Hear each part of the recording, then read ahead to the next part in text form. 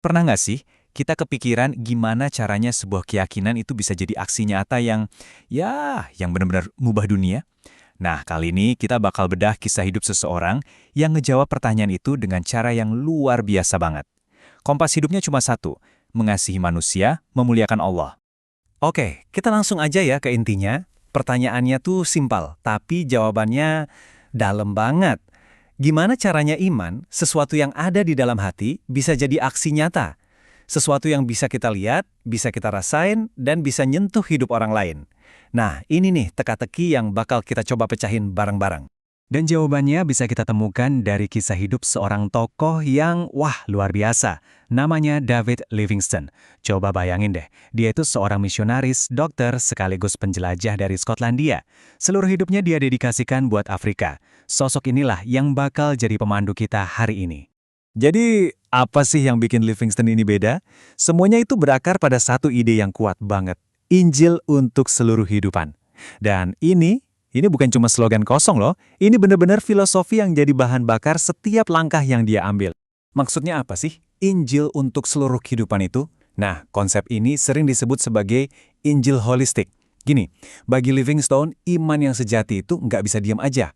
Iman itu harus bergerak, harus mengalir keluar jadi tindakan nyata. Tindakan yang bawa kebaikan dan keadilan, bukan cuma buat jiwa, tapi juga buat raga manusia. Lengkap. Dan ini bukan cuma teori ya, kita lihat langsung gimana dia mempraktekkannya. Sebagai dokter, jelas dia merawat orang sakit, menyembuhkan luka fisik. Tapi ada yang lebih dari itu. Di zaman di mana perdagangan budak itu merajalela, dia berani berdiri menentang. Dia nggak cuma ngelihat orang sebagai jiwa yang perlu diselamatkan, tapi sebagai manusia seutuhnya, yang martabatnya itu harus diperjuangkan mati-matian. Nah, ini dia intinya. Buat Livingstone, menyelamatkan jiwa dan memperjuangkan kemanusiaan itu bukan dua hal yang beda. Nggak bisa dipisahin. Keduanya itu kayak satu tarikan napas aja, dua sisi dari koin yang sama. Menurut dia, ya inilah wujud Injil yang sesungguhnya. Tapi, komitmen kayak gini tuh ada harganya. Dan harganya mahal banget. Sekarang, yuk kita lihat pengorbanan apa aja yang harus dia bayar demi pelayanannya ini. Pertama, dan ini mungkin yang paling berat ya, kesepian. Kesepian yang dalam banget. Coba kita bayangin, bertahun-tahun lamanya dia ada di pedalaman Afrika, sendirian. Benar-benar terputus dari dunia luar, jauh dari keluarga, jauh dari semua yang dia kenal. Terus ada penyakit, ancaman penyakit ini konstan setiap saat. Dan kita nggak ngomongin flu biasa loh, ini penyakit-penyakit tropis yang mematikan, yang seolah-olah jadi bayangannya dia kemana-mana, menguras tenaganya setiap hari. Dan pastinya, bahaya fisik, ini ngintai di setiap sudut. Dia itu menjelajahi wilayah liar yang bahkan belum ada di peta. Setiap langkah yang dia ambil bisa jadi langkah terakhirnya. Tapi dia nggak pernah nyerah.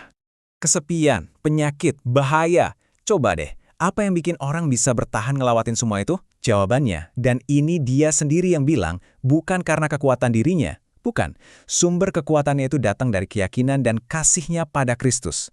Itulah bensinnya yang bikin dia terus jalan, bahkan ketika semuanya kelihatan mustahil. Oke, kita udah lihat perjuangannya yang berat banget. Sekarang, mari kita lihat hasilnya. Karena kisah Livingstone ini nggak berhenti di penderitaannya aja. Justru dari situlah warisannya yang luar biasa ini dimulai. Nah, ini bagian yang mungkin bikin kaget nih.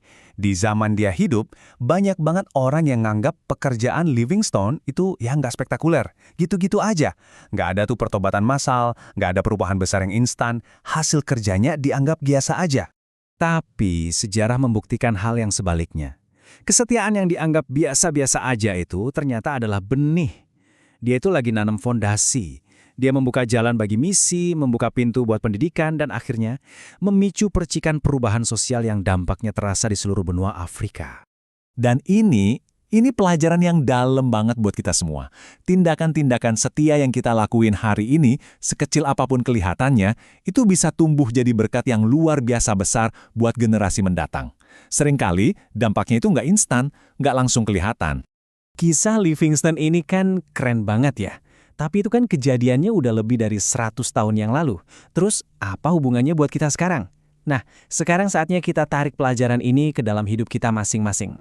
Ada 3 hal praktis yang bisa kita ambil. Pertama, ayo kita bawa iman kita keluar dari gedung gereja, ke jalanan. Dalam bentuk apa? Dalam bentuk kasih dan keadilan yang nyata. Kedua, jangan pisahin antara iman pribadi sama kepedulian sosial. Keduanya itu nyambung. Dan yang ketiga, ini mungkin yang paling susah. Tetap setia berbuat baik, bahkan ketika nggak ada yang lihat, nggak ada yang tepuk tangan. Jadi, sebagai penutup, yuk kita renungin panggilan ini. Sama seperti David Livingstone, kita semua diajak untuk menghidupkan Injil. Bukan cuma jadi kata-kata indah di atas mimbar, tapi jadi tindakan nyata di tengah-tengah dunia yang lagi menderita dan butuh banget kasih. Pertanyaannya, apa langkah kecil kesetiaan yang bisa kita mulai hari ini?